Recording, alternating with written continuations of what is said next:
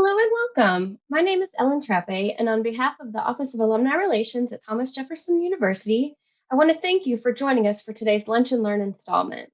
We'll have time at the end of the program to address your questions, so feel free to submit those using the Q&A button at the bottom of your screen. You can hold those to the end of the presentation or feel free to ask them as they come up. But I know that all of you aren't here to listen to me, so let's get started by welcoming our speaker, Rabiya Bower.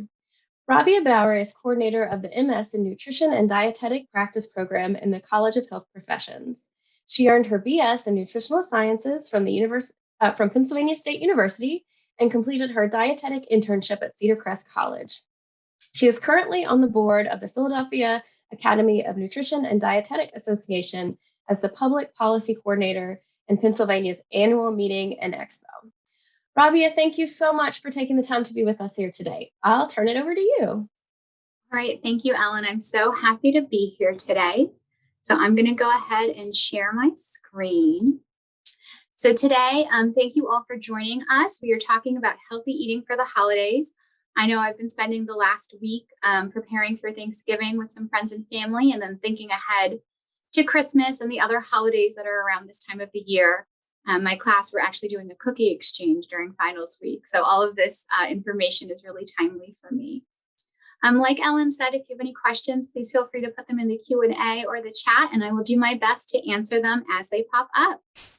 Let's get started. So, the tagline of this presentation was this holiday season, find balance so you can have your cake and eat it too. And I truly believe that. I'm a dietitian, and the reason I'm a dietitian is because I love food and I love eating food. And I love exploring that joyous connection between food, family, and friends. So when we talk about the holidays and eating well around the holidays, we're going to start talking about healthy habits and some healthy habits you can incorporate or healthy habits you can continue. We're also going to talk about balance and moderation. And what does that even mean? So I feel like in the health and wellness industry, words like balance and moderation are thrown around often, but with very little explanation. And then finally, I have some audience questions that were sent in advance. And if you have a question during this presentation, there'll be time there to ask it as well.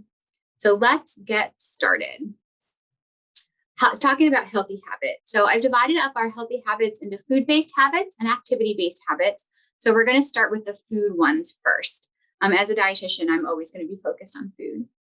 So the first one is to eat a balanced meal or snack before holiday events. Who's ever gone to the grocery store hungry or gone to an event hungry? When you end up going out hungry, you tend to overeat and you tend not to make great choices because you're just kind of giving into that hunger impulse. And there's nothing wrong with being hungry, but when you're over hungry, it's really hard to make smart decisions and to find that balance and to figure out what you want to eat. So I know some people think, oh, I'm not going to eat all day. I'm going to save up for my Thanksgiving dinner, or I have this party to attend. I'm going to save up and make sure I only eat there. But that actually is setting yourself up for failure, because what happens if your body's used to eating regularly throughout the day and then you stop that for one day, you're just going to get hungrier and hungrier throughout the day. And by the time you make it to that event, you're not going to be able to sit down calmly and rationally and enjoy all the foods you want to enjoy. So I always make sure to tell people, eat a balanced meal, eat normally. If you have a breakfast of eggs and toast most mornings, go ahead and do that on Thanksgiving as well. But that way, you're just setting yourself up for success when you're at the meal to actually enjoy the focus of that holiday or that event. The other good thing about doing that is that you'll be able to be a little bit more rational and a little bit more purposeful in your choices. So I've been to quite a few holiday parties where everything looks good and I have a hard time deciding what I want to eat. So the advice here is to savor small bites and try it all. Research shows that the first 3 bites of any dish are the most enjoyable. That's when we're really experiencing the flavors and the textures.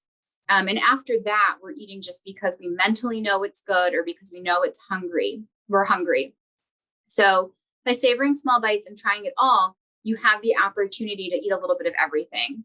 The other half of this is if there's something that you don't want to eat, like if Aunt Helen's fruit pie or fruit cake is not what you want to eat, you can skip that and no one's going to notice because it's just a small bite or a small portion on your plate. So again, it's important to have a full meal. Make sure you are going in with a clear head, a clear mind into these holiday events, and that gives you the opportunity to really try everything that you want. If there's a dish you absolutely know you love this stuffing or you love green bean casserole, Feel free to load up a little bit more on that and just choose smaller portions of everything else. Another piece of advice I often give, especially if it's a potluck style, is to bring a nutrient-dense dish. So you can never control what someone else is bringing to a potluck, but you can control what you're bringing. And if you know you're bringing something nutrient-dense, something healthy, something you enjoy, if all else fails, you can eat that. I do this a lot with my daughter and her holiday parties pre-COVID. I was always the parent who said, I'll bring in the fruit tray or I'll bring in the veggie tray. Even for her birthday parties, yeah, we have chicken nuggets, but we always have fruits and vegetables on hand. And parents are always surprised when I say, yep, that's the first to go. Because people are expecting such, rich holiday food or just really calorically dense food, those dishes that are a little bit lighter or a little bit more nutrient dense, people will tend to really enjoy them because they offset everything else. The other food habit to remember is one meal won't make or break your health, right? So one meal is not going to ruin your healthy eating. It's not going to ruin your entire plan or your entire week or even your entire day. With these food-focused holidays, especially Thanksgiving coming up and even Christmas or Hanukkah, remember that one meal is not going to be the end-all be-all of you. So make time to enjoy, make sure you plan well for it. But it's definitely meant to be a time for you to enjoy the food and enjoy time with friends and family. One thing to remember is the average American will eat up to 4,500 calories on Thanksgiving Day, which is, more than double than what most healthy adults need. It is a food-centric holiday, but remember to choose balance and keep that in perspective. So yes, and Thanksgiving is a time to be with friends and family. It's time to eat certain holiday foods. And you may go over whatever your normal limit or your normal caloric intake is, but that's okay. Choose balance, keep that in perspective, and we're going to talk about some other habits to help support your healthy holiday eating. So I also want to talk about activity habits. A lot of us are involved in exercise, and there's ways to kind of incorporate that throughout the holidays to make sure that we're staying balanced and we're staying healthy. And I have some habits here that aren't related to physical activity, which also impact your health and well-being. So if you're someone who exercises regularly, make sure to continue to do so. Make it a plan and make it a priority. I know when I'm traveling or I'm visiting friends and family, my schedule is thrown off. But just like anything else, if you want to exercise or you want to get some physical activity in, make sure to plan ahead for it and to make it a priority. You can organize family activities as well. I know a lot of families who play football while Thanksgiving dinner is being cooked, either before or after. You can organize a family hike the next day, but get your family together and your friends together and get outside, get moving. Yeah, the holiday is about food, but it's also about being together. So whatever that looks like for your family, if you can make it physically active for everyone, it's going to benefit the entire family.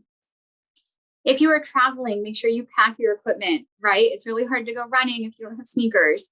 So whether it's a water bottle, whether it's a water bottle, your sneakers, your workout gear, throw it in your bag, throw it in, your carry-on if you're going for a short trip, but make sure you have that equipment so that you don't have an excuse and you're able to prioritize and plan your physical activity. Some other activity habits are drinking plenty of water and getting enough sleep. So Americans, we're just kind of chronically dehydrated. Most of us don't drink enough water. I have an empty water bottle sitting next to me right now. But if you don't drink enough water, one of the first symptoms of dehydration is actually hunger. So your body might think you're hungry, you might feel hungry, but you actually need water or you need fluids. I know that I'm dehydrated when I think I'm hungry, but I don't know what I want to eat. I just kind of feel like, oh, I'm missing something. I don't know what it is. And often if I get a nice tall glass of water and take a drink of that and sit for like 10 to 20 minutes, I realize, wow, I was actually dehydrated. I wasn't hungry. When you're with family or friends and you're at these holiday parties or holiday events, there's a lot of different fluids going around. Maybe you have coffee, maybe you have an alcoholic drink, nothing wrong with that. Just remember those are dehydrating. So to incorporate water, whether that's every other drink as a glass of water, using some sparkling water or some flavored water, but it's really important to get that fluid in. And finally, last but not least, make sure to get enough sleep. So sleep is one of those things, if we don't get enough of it, I know I'm super cranky when I don't sleep well. If I have a couple nights where I don't sleep well, I'm cranky, and then I get to be hangry, and then my husband's like, oh my gosh, you're so hard to be around. And when you're traveling, if you're not sleeping in your own bed, it's really tough to get enough sleep. So make sure you're incorporating times for rest and relaxation. I know the holidays can be really stressful for quite a few of us, but getting good sleep is really the foundation for creating all your healthy habits. So make sure you prioritize that as well. Any questions so far about food habits or activity habits? All right, well, feel free to hold them for the end or put them in the chat or the Q&A. So balance and moderation, what does that even mean, right? Like I said, we hear those terms thrown around all the time in health and wellness spaces. And I saw a really funny tea towel. I think I'm going to buy it for my house the other day that said balance is holding a Christmas cookie in each hand. And I just think that's really funny because sure, yeah, you're balanced, but does that really incorporate balance and moderation? So one thing about balance is it looks different for everybody. And around the holidays, one thing I really like to focus on is gratefulness, right? So Thanksgiving is about being thankful, about counting our blessings, about feeling grateful. So choosing that gratefulness over guilt. It's really easy to feel guilty about the foods we're eating, or if we fell off the wagon, or if we eat a little bit too much, or we're feeling bloated. My brother-in-law always jokes about his Thanksgiving pants because they're super stretchy. There's no belts or zippers. They just expand. But to feel grateful that you have access to food and access to good food instead of guilty about it. Remember the bigger picture that ultimately the holidays are about getting together with friends and family, enjoying your time together. Food is definitely a part of all of our celebrations and our cultural holidays, but the bigger picture is being together with those you love. Making sure to make self-care a priority and understanding this looks different for everybody. So I'm an introvert, I married an extrovert, and it's really, really obvious the longer we're together. My husband loves being with friends and family. He can talk your ear off, and he finds that really rejuvenating and energizing, while the exact same situation will just tire me out. I don't mind talking to people. I can definitely be on, but when my social battery is drained, it is drained. So what that means for me is I need to create time for myself to sit quietly, to read a book, to go for a walk by myself, so I can have that quiet time, because I find that to be the most energizing as opposed to talking to people and being with them all the time. And then part of that self-care is managing stress effectively. I know we are traveling a little bit for the holidays, so I'm thinking about taking my crock pot up and how I'm going to cook in someone else's kitchen. We just booked a flight for over winter break, so I'm stressed out about that. But making sure you manage that effectively and that you're not using food as your only coping mechanism. A lot of us use food to cope. We eat it, we eat emotionally, and I'm not against that, but just recognizing if you're choosing food as a coping mechanism, that maybe there's better ways to manage your stress, whether that's, some self-care through rest and relaxation, going for a walk, exercising. The holidays are notorious for being stressful. I know with all the holiday gifts in our family, normally I'm done by Halloween. I feel really proud of myself. And this time Halloween rolled around and I had nothing picked out for any of the kids in our family. I didn't have any of it picked out for my own kid. So I caught up over the past 2 weeks. I think we've got all our presents ordered and they're all going to be here before the holiday. But, making sure you have plans in place to manage your stress effectively. I also want to talk about moderation because that looks different person to person, right? So you want to choose balance, which we just talked about, and you want to choose peace. I know the holidays are high stress, lots of feelings, lots of people, you're getting people together, you're getting people together around food.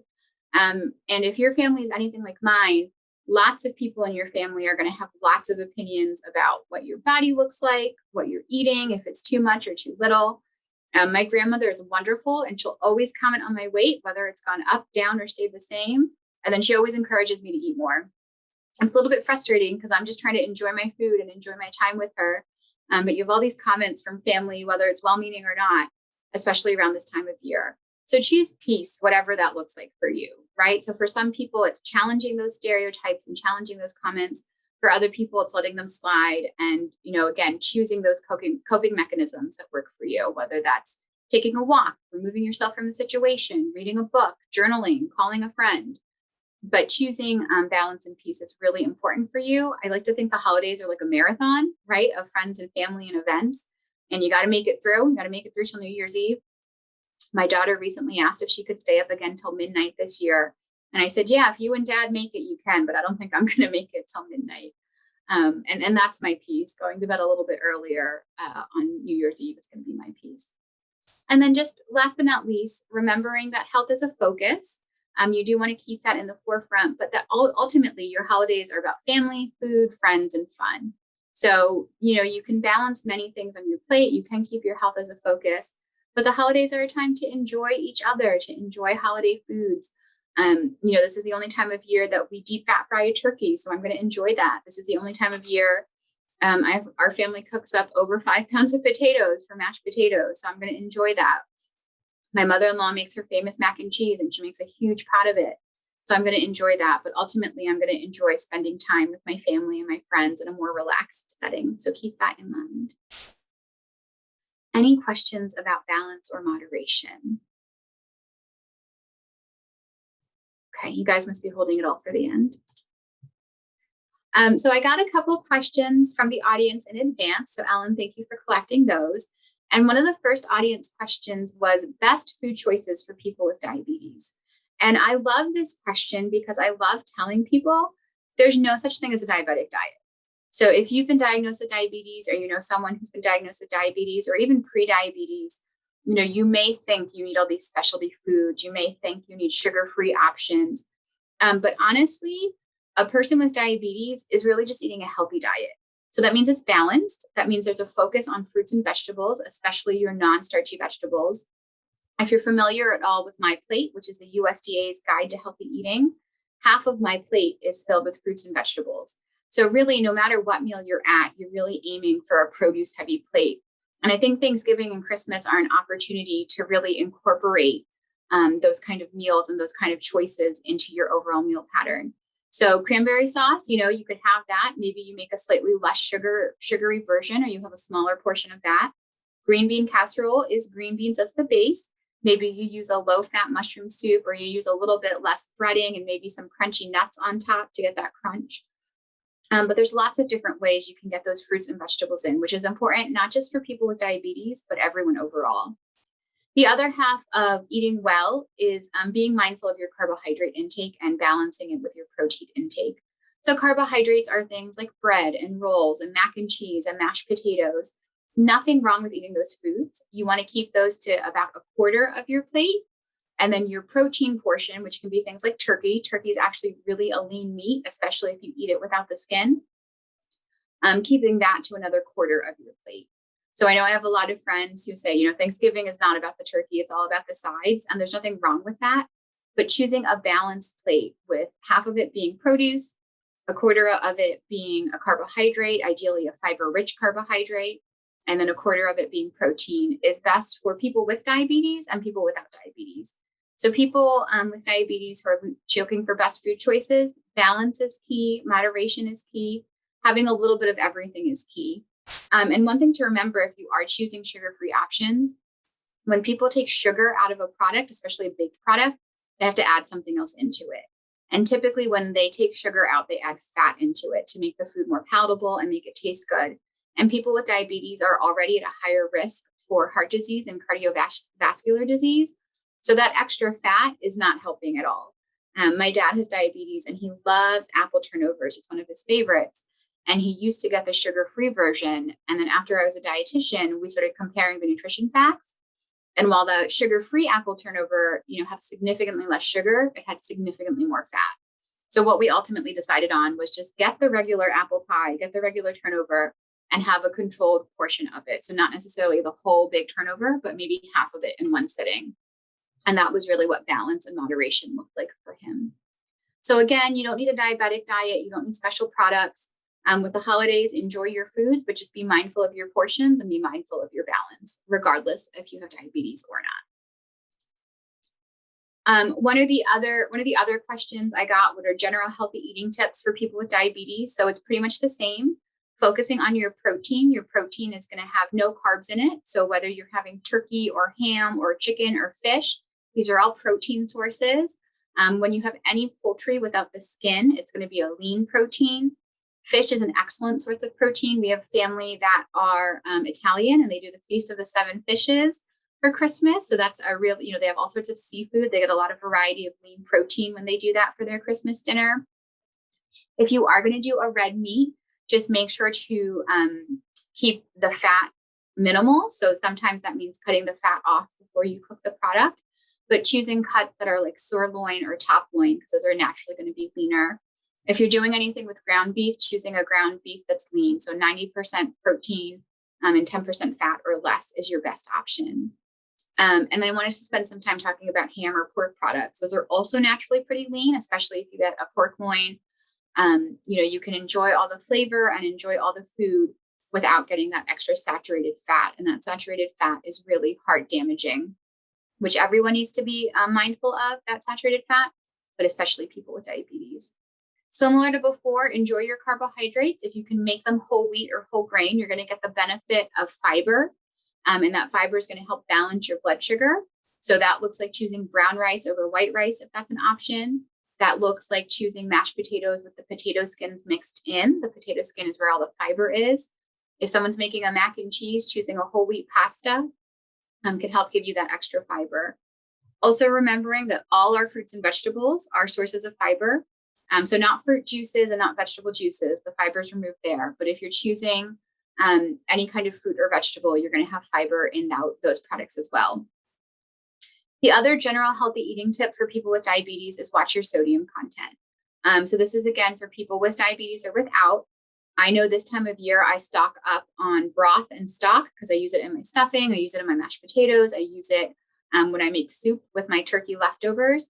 So anytime you have the option to pick no sodium or low sodium products, it's going to benefit everyone. Not only are you going to cut that sodium and that salt out of your diet, which can increase blood pressure, but then you have the option to really customize the flavor profile, right? Once salt is added into a product, you can't take it out. But if there's no salt or minimal salt in a product, you can add it to your preference, whether that's a lot, a little bit. And then you can add herbs and spices to give it that flavor too.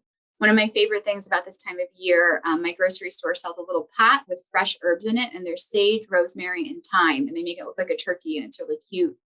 But I love buying that and then using it in my stuffing, my mashed potatoes for my turkey. So there's lots of options to add flavor to food that don't necessarily have to be salt and don't necessarily have to be fat. I do add quite a bit of butter to my mashed potatoes, but I make sure to add some roasted garlic as well. So butter is not the main flavor component. All of these ideas, again, are great for a person with diabetes, but they're also great for the general public. So feel free to implement them in your family. One of the other audience questions I got was ideas for healthier snack items. And this one I love because there's so much great seasonal produce right now that's available that you can incorporate both at holiday events and parties or just in everyday eating. So I have a recipe up here for a savory pumpkin hummus, which I love. So you're using reduced sodium chickpeas, canned puree, and it's not pumpkin pie filling that's been sweetened, but it's canned pureed pumpkin. And both of those products are going to give you a ton of fiber. So not only is this a protein-rich dish from the hummus, but you're getting a lot of fiber from the pumpkin as well. You're going to use a little bit of water to thin it out, some sage leaves, which again, give it that nice fall flavor. Anytime I have anything with sage, it brings me right here to this time of year. Some extra virgin olive oil, which is a healthy fat, a little bit of coarse kosher salt, and then some fresh sage for your garnish.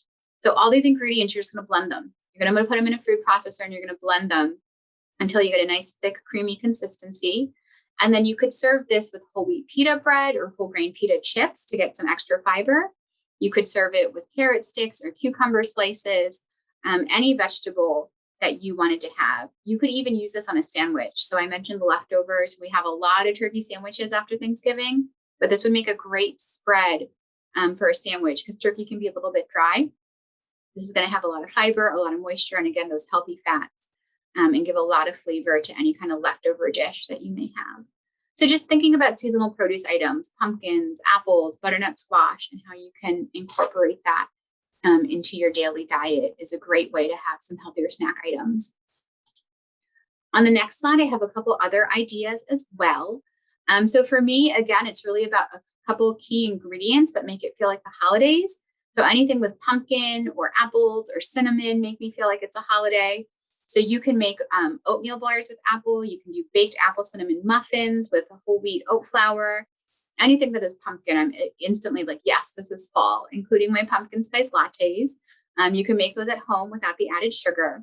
But anything that has some of that seasonal produce in it always feels like a holiday item to me. If you're traveling or you want to take a host or hostess gift, think about spiced pecans or other nuts. So if you toast up whatever your favorite nut is and put some, gingerbread spice on it or allspice or a certain blend of seasonings, that feels like a holiday treat right there. A great thing about nuts is they're high in healthy fats, no matter what kind of nut you're choosing: walnuts, pistachios, almonds, pecans, macadamia nuts, and they travel well. So if you're commuting to work, whether you're in a train or in a car or you're walking, nuts are shelf stable. You can put them in a Ziploc baggie, throw them in your pocket, but it feels like a little extra treat if you put some cinnamon on there. Another dish I love, my daughter actually loves pomegranate, and she loves it when it's in season. So you can take dark chocolate and melt that down, which has, a slightly higher antioxidant content, and mix that with pomegranate seeds and then form those into little wreaths, like make little clusters of them or bird's nests. And that feels really festive because you get that dark chocolate, which is nice and decadent. And then those bright red pomegranate seeds always feel like the holidays. Anytime I throw pomegranate on something, I'm like, yes, this is a winter holiday dish. So whether I'm putting it on a salad or mixing it into a smoothie, that bright red color always makes it feel special. You can also make something like healthy carrot cake cookies. So I love cookies and other baked goods that incorporate fruits and vegetables in them. So whether that's a spiced apple cake or carrot cake cookie, gingerbread, you can add zucchini into that if you have any zucchini left over from your summer harvest. But anyway, you can make a baked good with a fruit or vegetable base. You're going to get some extra fiber and some extra nutrients in it. Snacks that I love having on hand this time of year are roasted chickpeas. So you take those garbanzo beans and you roast them in the oven. They get nice and crunchy. And then again, based on the seasoning packets you put on them or the seasoning blends you put on them, they can really feel like the holidays. I love roasting sweet potatoes and putting both cinnamon and rosemary on them. It's just a spice combination that instantly makes it feel like the holidays. Veggie chips are another one, whether you bake them yourself. So you can take any root vegetable, sweet potatoes, even apples, and bake those off in the oven. And then something I've been loving with my daughter recently are apple nachos. So this is the time of year for apples. Here in Pennsylvania, we have lots of apples. It's apple season. Hopefully you've gone out and gotten your annual orchard photo. But with apple nachos, it's a snack she loves after school. We take an apple and just slice it up nice and thin. And then we put some peanut butter over it, maybe a couple of chocolate chips, but you get like a platter of sliced apples, and then you can put whatever toppings you want on it. So sometimes we do cinnamon, sometimes we do caramel, sometimes we do peanut butter and chocolate chips, but they're all options for your apple nachos. And then last but not least, I have an image here of these caprese Christmas wreaths. So I love this. I love caprese, which is just, mozzarella, tomatoes, and then I put basil on them. This was a snack I used to make all the time in my kids' cooking classes. And it's a snack that children and adults love. And again, when you kind of string them on toothpicks like this and add that balsamic vinegar in the middle, it looks really festive, right? Anything that's red and green makes us feel like Christmas. So this is another party platter you could take. It's a great appetizer. You can make it the night before. You can use marinated mozzarella if you want some extra flavor. It's marinated in olive oil and spices, so you get those healthy fats. But really easy to make. Your kids can help you, and then you'll have the opportunity to take that to a party or just leave it in your fridge and snack on it whenever you want something. I saw one of the questions about the recipes, and we will be sending out the slides. There's links on all these slides that have the recipes here in the corner, so you can go look those up yourself as well. Other questions. So I went through those slides. What other questions do we have from the audience? I'm happy to open up the chat or the Q&A, and here's your time to chat with the dietitian. Rabiya, thank you so much. So as we give folks some time to ask some questions, I actually, a question that came in since I sent you the registration questions that actually is very pertinent to me, because I am not vegan. I love to bake. And so because I love to bake, I have been tasked with making a vegan birthday cake over the Thanksgiving weekend. So do you have any tips for me about maybe some some good egg substitutes, butter, how do I make my buttercream without butter? Yeah. That sort of thing. Do you have some tips for me about that? Yeah, absolutely. That's such a great question. So first of all, good luck. Vegan baking is a skill. So I wish you good luck. If you're looking to remove eggs out of your diet and baking, you can take ground flaxseed and water. So for every one large egg you need in that recipe, you need 3 teaspoons of ground flaxseed with a tablespoon of water. So you can mix that together and that'll replace your eggs. Depending on the kind of cake you're making. So there's a lot of recipes out there for olive oil cake. So you don't need any butter in that. So that can be the base of your cake. In terms of icing or frosting, this is one where I get really creative and maybe do like a caramel topping instead of a buttercream, or like a chocolate sauce topping instead of a buttercream. If you have a nice moist cake, so you could add some applesauce in there or some mashed bananas to make sure it stays nice and moist. You don't necessarily need a frosting, right? I find a lot of times I need more frosting if the cake is like dry and not as good. But this is an opportunity to add in some fruits, to add in some nuts if, the birthday person enjoys that kind of stuff, to keep that cake moist, and then put like a caramel or a chocolate or a peanut butter type frosting on top. Oh, that sounds delicious. So a question came in from the audience, and when Rabiya, when would you recommend that someone who is diabetic see a dietitian? Yeah, that's such a great question. And my recommendation is as soon as possible. So diabetes, especially type 2, can really be managed by diet and exercise. So making sure you see a dietitian to understand the interaction between your medications, if you're on any, and understand carbohydrate counting and how that works in your body is really important. Honestly, if your insurance covers it and you can see a dietitian when you get that diagnosis of prediabetes, that's a great time to see someone so they can help you stay in that prediabetes level. If you're past that and your A1C has gone up and you do have diabetes, again, there's lots of ways you can manage it through diet and exercise, but that diet part is really key, especially because we all eat, right? We eat every day, we eat multiple times a day. So getting the diet part figured out is really important. Often after you've been diagnosed with diabetes, your family doctor or your endocrinologist will send you a referral for a dietitian.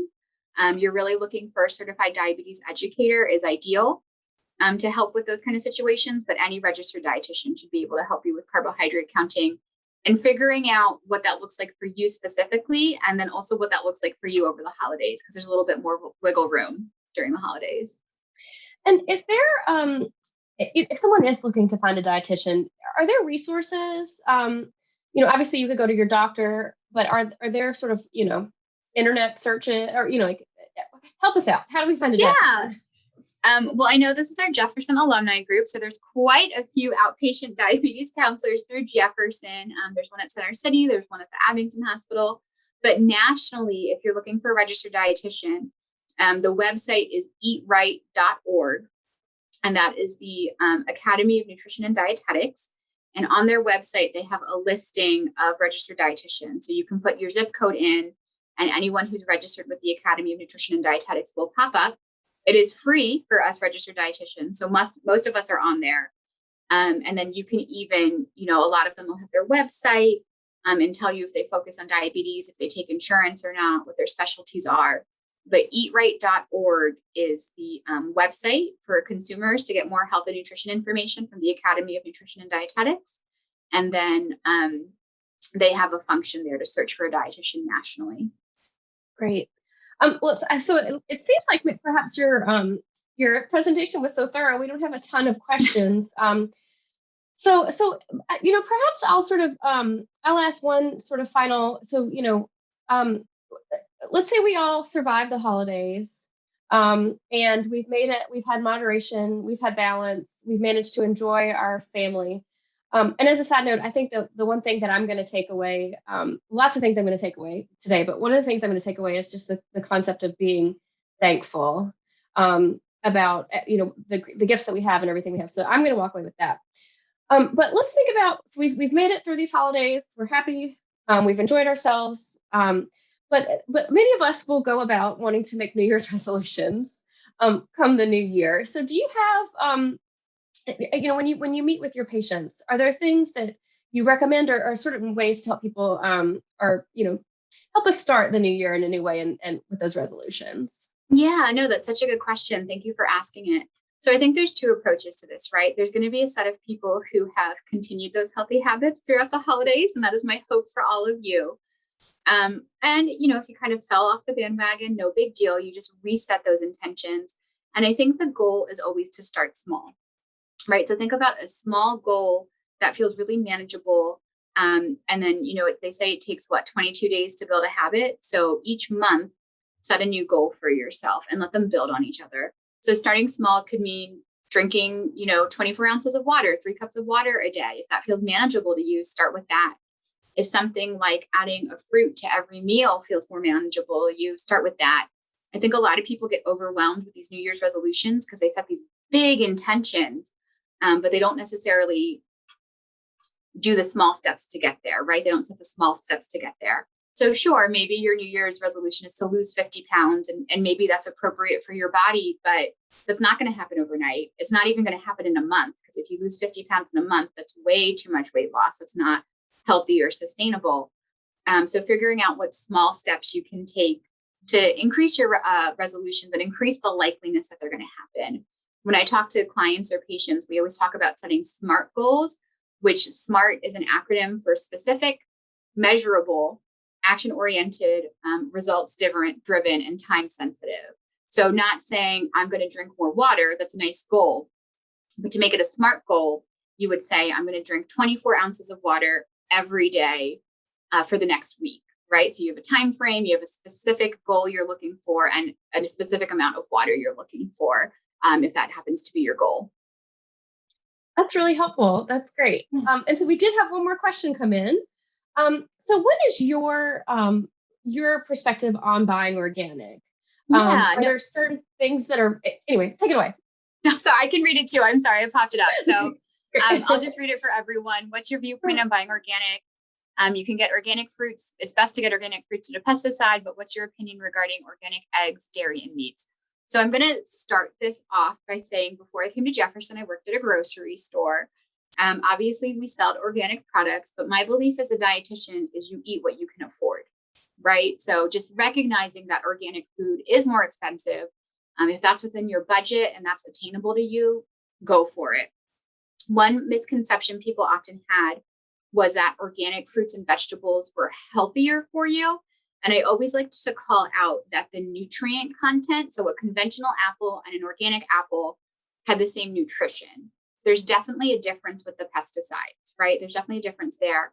But in terms of overall nutrition, you pick whichever one you can afford. For eggs, dairy, and meat, there's a lot of research going on with these foods. And I found, my opinion is, more so than organic, I want to pick local products, right? Because then you can go to that farmer and say, hey, how did you raise this chicken, right? How did you raise this cow? How did you get this milk? Because when you choose local, you actually have access to that food source. So I'm really lucky where I live in Montgomery County. There's a little farm. Every Tuesday and Saturday, they sell eggs, milk, and meat.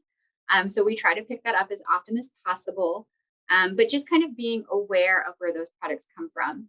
Some things to be aware of: organic meat. So chicken, for example, they can't be given antibiotics, regardless if they're organic or conventional, within a certain time frame before they make it to market.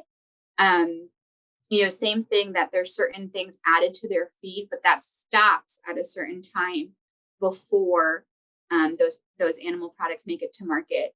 Even with eggs, there's a lot of different, right? You can buy free range eggs, you can buy vegetarian fed eggs, and none of those certifications have any legal weight behind them.